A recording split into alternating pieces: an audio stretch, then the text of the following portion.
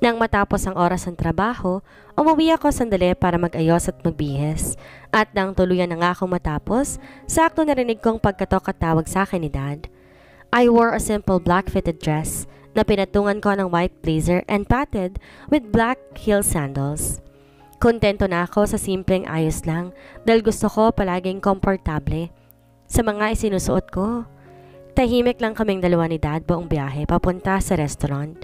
Hindi ko alam kung anong iniisip niya ng mga oras na ito, pero isa lang ang nasisiguro ko, nag-aalala siya para sa akin. We arrived late at the restaurant at sinadya ko talagang magpahuli sa oras na napag-usapan. Gusto ko kasi makita maging reaksyon nila kapag nakita ko. Are you sure about this, Esmeralda? Nagdadalawang tanong ni Dad nang kumapit ako sa braso niya. Habang tinatahak namin ang daan papunta sa VIP seat na nakahanda para sa amin. Yes, Dad. Mabilis kong sugot. Saka siya ginawaran ng ngiti. I hate the fact that you want me to act as your sugar daddy in front of them. Kunot noong sad muli ni Dad na ikinatawa ko naman. The manager insulted us until we need to reach the VIP table. At mula sa malayo, tanaw ko ang pamilyang minsan na nagkontrol sa buhay ko. I saw how Attorney Andrea laughed and smiled like she has never done something wrong to me. Ang babae naging punot dulo ng paghihirap ko, si Attorney Andrea. Nakasakay na siya sa wheelchair at malayong-malayo ng itsura niya kumpara sa akin noon. Bakas ang sakit sa katawan at itsura niya pero ganon pa man, di pa rin ako naniniwala sa pagiging sophisticada niya. Oh, they're here! Galit na bulalas niya nang tuluyang makalapit kami ni Dad sa gawin nila. Pansin ko ang pag-ikot ng tingin ni Liam at Valerie sa gawin namin ni Dad. Nakapaabala kanina sa pag-uusap. Habang ang daddy naman niya ay kaagad tumayo na makita kami. I apologize for being late, Attorney Salvador. Seryosong saan ni Dad, tsaka nakipagkamay sa ginang nakaharap. Nasinundan naman kaagad ni Doc Lisandro na sa mga oras na ito ay ramdam ko ang pagsulyap sa akin. Hindi pa rin nagbabago at kagaya pa rin noon. Mukhang manyak pa rin hanggang ngayon. Pamilya talaga sila na mapagpanggap. Good evening, EJV. Formal na bati na mag-asawa kay Dad. It's our pleasure to finally meet you. Thank you for accepting our invitation. Attorney Andrea said as she laid her gaze on me. Good evening, Liam Salvador. May diin sa boses sa saad ni Dad nang agawin ng atensyon ni Liam. Napansin ko ang kawalan niya ng interes. Sa sinabi ni Dad, oh, the shit is here. Maarting sabi ni Valerie sa mahinang boses na hindi nakatakas sa pandinig ko. Sino kayang bitch sa aming dalawa na halos ayaw yatang maghiwalay ang katawan kay Liam? Who's the bitch are you talking about, Nakangiti ko kunwaring tanong sa kanya. Good evening, Mr. and Mrs. Salvador. It's been 5 years. Hindi ko akalaing makakita ko ulit kayo. Sambit ko na may hilaw ng ngiti sa mga labi at tinoon ang atensyon sa mag-asawang Salvador. It's been 5 years. Hindi ko akalaing makakita ko ulit kayo. Sambit ko na may hilaw ng ngiti sa labi na itoon ang atensyon sa mag-asawang Salvador. Good evening, Iha. Alanganin niyang tugon sa akin. I think we should order our food. Talagang pumunta ka pa rito. Esmeralda, kasama ng lalaki mo? Hindi na ituloy ni Attorney Andrea ang sasabihin sana dahil sa sinabi ni Liam. Gusto ko matawa sa paraan ng pagkakasabi niya, pero minabito kong wag pansinin ang nasabi niya. Bagkos na upo ako sa upang hinila ni Dad para sa akin, tsaka nagtaas ng tingin sa kanya habang nakangiti. Wala akong komento tungkol sa babaeng kasama mo. I said while looking at Valerie from head to toe. Bagay na alam kong kinainis nito dahil sa pamumula ng tenga niya. We came here because you invited us for our company's partnership. Pero mukhang iba yata ang paka niyo kay Bellamy. Sarcastic na sabat bigla ng dalaga. Pansin ko ang pagkarisgusto niya sa inaakto ng mga taong kaharap namin sa oras na to. I think it's better if we just cancel our partnership. Mukhang may personal issue ang CEO ng Salvador Hotel kay Bellamy. Ines na sabi muli ni Dad. I invited you and her because I want to confirm something. At kumpirmado ngang sa matanda ako pinagpalit ni Esmeralda. May pangaasar sa boses na saan naman ni Liam na ikinakulo ng dugo ko. Excuse me? Sabi ko sa ines na boses. Planado nga ni Liam ang dinner na to at di na ako magtataka kung ang paka niya ay mapahiya ako lalo na sa mga tao. Sa VIP table kami nakapwesto, kusan malayo sa iba pero pansin ko ang tingin na ibang kumakain sa lamesa namin. Marahil ramdamang tensyong namumuo sa pagitan namin. Wala ka bang kahihiyan, Esmeralda? May isyong kumakalat patungkol sa inyo, tapos nagawa mo pang isamang lalaki mo? Sabat ni Valerie. EJV, are you not ashamed being with her? You're always a well-established man, then you let this shit taint your reputation? Usal naman ni Attorney Andrea sa maarting tono, sabay simsem sa wine niya. Why would I be ashamed? She is a good woman with integrity. Isa pa, she is the only woman I want to take care of my wealth. Puno ng pagmamalaking sabi ko. Dad, she is my wife, so how can she do that? Pasigaw na sabi ni Liam sabay hampas sa lamesa dahilan para gumawa ng ingay. Dahil sa sinabi niyang yon, nagkatinginan kami ni Dad. Tingin na alam kong naghihintay siya ng sasabihin ko. Sumimsim muna ako sa wine pagkatapos nagangat ng tingin kay Liam. I am not your wife, Liam. Hindi mo ako asawa. May diin kong sabi habang di pinuputol ang tingin sa kanya. Kasal ka sa akin kaya asawa kita. I was never your wife, Liam. Our marriage is fake. I was never your wife, Liam. Our marriage is fake. I said while directly looking into his eyes at kita kong mas lalo nangunot ang noon niya dahil sa binitawan kong salita. You're lying, Esmeralda. You're lying. Galit na sigaw ni Liam habang masama ang tingin sa aming dalawa ni Dad. Di nakawala sa paningin ko ang gulat na reaksyon niya, lalo na ang mommy niya na mukhang may ideya na sa mga pwede kong sabihin. But I don't care. Sasabihin ko ang gusto kong sabihin.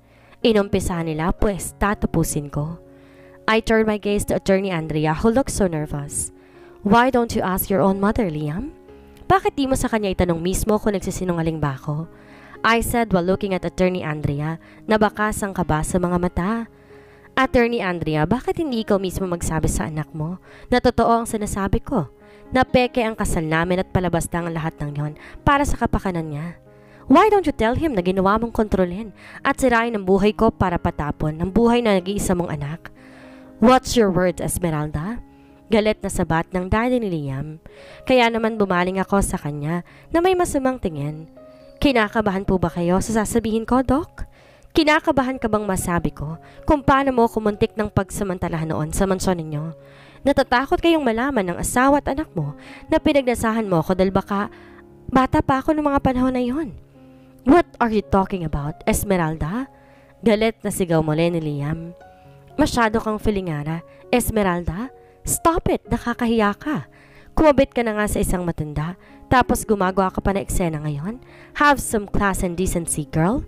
Maarteng sabat ni Valeria na kinatawa ko na lamang. Well, tell that to yourself. Valerie, dahil sa ating dalawa, ikaw ang walang class. Mapang-insulto kong tugon, saka siya inirapan lang. How dare you? Tugon niya pabalik at takmang tatayo sana para sampalin ako, pero pinigilan siya ni Dad. Slap Bellamy and I will make your life like hell. Puno ng galit na sambit niya, sabay simsim sa wine niya. Attorney, hanggang ngayon ba'y walang alam si Liam sa mga ginawa mo? Baling ko sa ginang na hanggang ngayon. Hindi nawawala ang tensyon sa mga mata. May sakit ka na nga't lahat. Marami ka pa ring sekreto. Hindi kaya kinakarma ka na? Nakangisi kong sabi. Well, Lia, naputo lang sinasabi ko na magsalita si Attorney Andrea. Esmeralda, don't you dare tell him. May pagbabanta sa boses itong saad. You're hiding something from me, Mom? Liam said while looking so confused to her mother. Of course not. Yes, she is hiding something from you. Putol ko sa sasabihin sana ni Attorney Andrea. Stop hiding your secrets, Attorney Andrea. 5 taon akong nawala at akala ko malalaman niya ng lahat, pero hindi pa rin pala, so let me tell him everything. Hinarap ko si Liam. Your mother forced me to marry you, Liam. She forced me. Tanda mo nang pumutok ang isyu tungkol sa iyo at sa scandal mo. Pinuntahan niya ako sa university para takutin at pagbantaan dahil gusto niyang akuin ko lahat ng pagkakamali tungkol sa scandal mo at palabasin sa medyang may relasyon tayo. Ako naman si tanga. Tumunod at ginawa ang sinabi niya. Dahil gusto mo rin talagang maging sayo si Liam kasi may gusto ka sa kanya. Maarteng sabat naman ni Valerie. Maaring gusto ko siya noon, pero hindi ko pinangarap maging akin siya sa ganong paraan. You have your own mind to decide, Esmeralda. Bakit ka pumayag? Stop blaming my mother dahil ginusto mo rin ang lahat. Pagsali naman ni Liam na may galit sa tono ng boses niya. Maaaring ginusto ko nga ang lahat pero hindi, Liam eh. Hindi. Binayaran niya si mama ng malaking halaga para kung sakaling tumanggi ako, may pang-blackmail siya sa akin at sa nanay ko. I don't have any choice but to agree dahil wala akong kawala sa mga gusto ng mommy mo kasi ayokong makulong ang mama ko. Pagpapatuloy ko. Pumayag akong gawin lahat ng gusto niya para sa kalilinis ng pangalan mo. Pumayag ako sa kasal na gusto niya na sana hindi ko dapat ginawa dahil naging isang bangungot at kalbaryo ang buhay ko. Simula nung ikasal ako sa iyo. Singhal ko. Doc Lisandro, alam mo ba kung bakit binayaran ni Attorney Andre ang mama ko ng 2 milyon? Baling nasabi sa daddy ko ni Liam na walang kibong nakikinig sa mga sinasabi ko. Because your wife is your brother's mistress. Bakas ang gulat sa mukha ng mga Salvador. So hindi niyo rin pala nalaman ang iba niya pang dahilan kung bakit binayaran ng malaking halaga ang nanay ko? Attorney, akong nahihiya sa propesyon mo. Napakarami mong sekreto. Tinawanan ko siya na may pang-iinsulto. Binayaran niyang mama ko dahil siya ang totoong kabit ng kapatid mo, Doc. Bukod sa pagpapakasal ko kay Liam, 2 milyon ang binigay niya kasi gusto niyang lumayo ang nanay ko para wala siyang kahati sa atensyon ng kapatid mo. Pasigaw kong sabi para marami ang makarinig. Isang malakas sa sampalang sinulubong ko mula kay Attorney Andrea matapos kong sabihin iyon. Bakas na bakas sa mukha niya ang sobrang galit. Pero wala akong pakialam. How dare you? Dinuro niya ako pero hindi ako nagpatinag. How dare you to, Attorney? How dare you para iparade ang bar na tinayo ni mama at ipakulong siya? How dare you para ipapatay siya nang malaman mo na tinutulungan siya ng tito ni Liam? Bakit mo pinapatay sa loob ng kulungan ng mama ko? Pasigaw na sambit ko sa kanya habang dinuduro siya pabalik. Nagumpisang mag-init bawat sulok ng mata ko dahil naalala ko lahat ng sinapit ng nanay ko dahil sa kasakiman nila. Andrea, what did you do? Bigla ang tanong ni Doc Lisandro. I can't believe you, Mom. Si Liam sabay sapo ng 2 palad sa mukha. Hindi niyo alam kung ganong kasakit sa akin nung malaman kong patay na ang mama ko. Pero walang masasakit pa sa nararamdaman ko nung malaman ko na kayo mismong gumawa noon sa kanya. Tanggap ko ang didiktahan at kinontrol niyo ang buhay ko noon. Pinagkaitan niyo ko ng kalayaan at pagkakataon sa buhay. Pero hindi ayos sa akin yung malaman ng katotohanan na nasirang buhay ni mama nang dahil sa mga katulad ninyo. Pinagkaitan niyo ko ng pagkakataon na makasama siya dahil sa kasakiman ninyo. Hindi ko na nakontrol pa ang emosyon ko. Bigla ako minalingan sa Liam. At ikaw, Liam, sobrang sising-sisi ako na ginusto kita at minahal kita. Sana hindi na lang kita nakilala. Baka hanggang ngayon buhay ang mama ko. Kung tutuusin, pwede kitang kasuhan at ipakulong. Attorney Andrea, dahil bukod sa may ebidensya ako, siguradong mawawalan ka ng lisensya bilang abogado. Pero wag na lang. Sure ako na ngayon palang mag-uumpisa ka ng makarma. Singhal ko. Hindi kayo mga tao kung tutuusin, lalo ka na attorney. I used to admire before, pero mali pala ako ng hinahangaang tao. Basurang pagkataong meron ka. Basura kayong lahat. Sigaw ko sabay duro sa kanila isa-isa. Mabilis kong pinahid ang mga luhang nakatakas sa mata ko. Matapos sabihin yon kay Liam, dahil sa totoo lang tuwing naalala ko lahat na nangyayari, hindi ko maiwasang masaktan at magsisi. Sobrang masakit maalala ng dahil sa kanila, muntik nang gumuho lahat ng pangarap ko. Nang dahil kay Liam, muntik ko nang makalimutang mahalin ang sarili ko. Pero minahal mo ako, Esmeralda. Dinig kong sabi ni Liam na akmang tatalikuran ko na silang lahat. Nakakatakot at nakakapagod kang mahalin, Liam. Sana hindi ko na lang naramdaman yung pesteng pagmamahal na yon. Nadurog at nasira ako ng dahil doon. Umiling ako. Ngayon na alam ninyong lahat, magsama-sama kayo total. Pare-pareho kayong basura ng magulang mo. Sabi ko at saka sila tinalikurang lahat. Let's go, Dad. Paganyaya ko ulit kay Daddy at prente lang na naupo, tila nanonood ng isang komprontasyon at isang palabas. Alam kong narinig nila ang naging pagtawag ko kay Dad ng Daddy na sinadya ko talagang iparinig, pero hindi ko na sila nilingon pang muli. Mommy!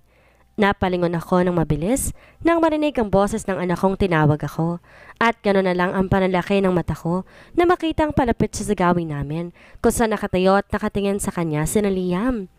Napatingin ako kay Dad para sana humingi ng saklolo pero mukhang wala siyang balak tumayo mula sa kinaupuan. Mommy, nandito ka lang pala. Hello, Grandpa. Tapos na ba ang dinner meeting? Let's go home na po kasi I'm sleepy na talaga. Nagpapakyut na sabi ni Siana habang nakayakap sa bewang ko. Siana! Dinig kong sigaw naman ng humahangos na si Farah. I'm sorry ma'am, tinakasan ako eh. Gusto kasi maglibot at hanapin kayo ni sir. Sinabi ko hindi pwede pero natakasan pa rin ako eh. Paliwanag niya sa akin. Pansin ko ang tingin nilang lahat sa anak ko. Lalo na si Liam na tila sinusuri si Siana gamit ang tingin. Siana, let's go anak. Uwi na tayo?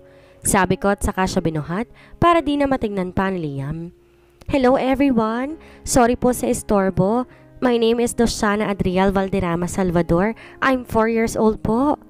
Masiyang sabi ng anak ko, tila inosente sa tinig na mga taong nakatingin sa kanya. She's a No! Let's go, Dad. Putol ko sa sasabihin ni Liam. Tsaka inaya si Dad na ngayon nakatayo, nakalalay sa akin dahil kagda ko si Siana. Dad? So he is your father? Naguguluhang sabi ni Valerie habang palipat-lipat ang tingin sa amin. Liam, that baby girl is like a girl version of you. Dinig kong dugtong pa ni Valerie. Mommy, baba po, please. Nakikiusap si Siana kaya naman binaba ko siya kahit labag sa loob ko. Mommy, daddy ko po ba yung kamiting mo? Basag ang boses niyang tanong, hudyak na naiiyak na siya. Kaya naman tinahak ng mata ko kung anumang tinitingnan niya at agad nagsalubong ang tingin naming dalawa ni Liam. Alam niya na po ba, Mommy? Tanong muli ni Siana habang hawak ang kamay ko.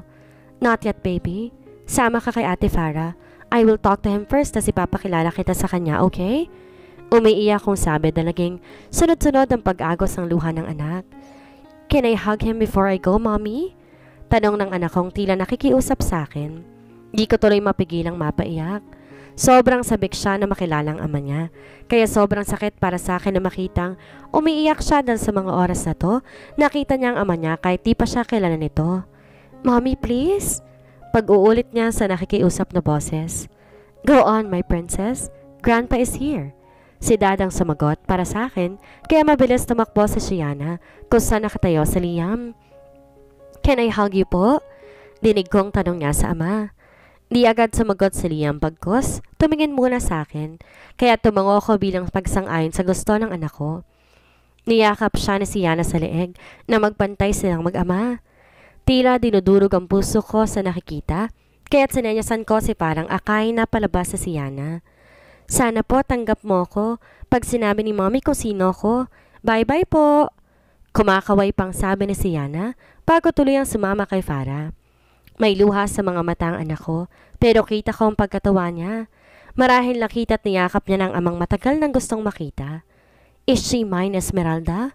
Malungkot na tanong ni Liam. And this old man is my father, Liam. He's not my sugar daddy dahil siya ang amang matagal ko nang pinangarap na makita't makilala. And Siana? Yes, Liam, she's your daughter. But how? Malungkot at tila naguguluhan niyang tanong. I convinced our doctor to inform you that the baby did not survive because I want my daughter to have her reason to leave you. I can sue all of you for forcing her to marry you pati ang pagpatay sa mama niya at ang pagpapakalat ng isyu tungkol sa kanya at sa akin. So better be ready. Let's go, sweetie. Galit at seryosong sabi ni Dad bago tuloy ang nagmarcha palabas ng restaurant. Esmeralda, dinig kong habol na tanong ni Liam sa akin nang sundan ko si Dad palabas ng restaurant. Mabilis ko siyang nalingon. Sakto naman nagtagpo ang tingin naming dalawa at kita kong halo-halong emosyon sa mga mata niya. Can you introduce me to her? Total niyang tanong sa malungkot na boses. Huminga ako ng malalim at tinanaw si Dad sa exit ng restaurant na naghihintay sa akin. Umiti siya sa akin bago tumango. Marahil hinayaan na niya ako magdesisyon tungkol sa tanong ni Liam na narinig niya. Yes, I can, but I have my conditions.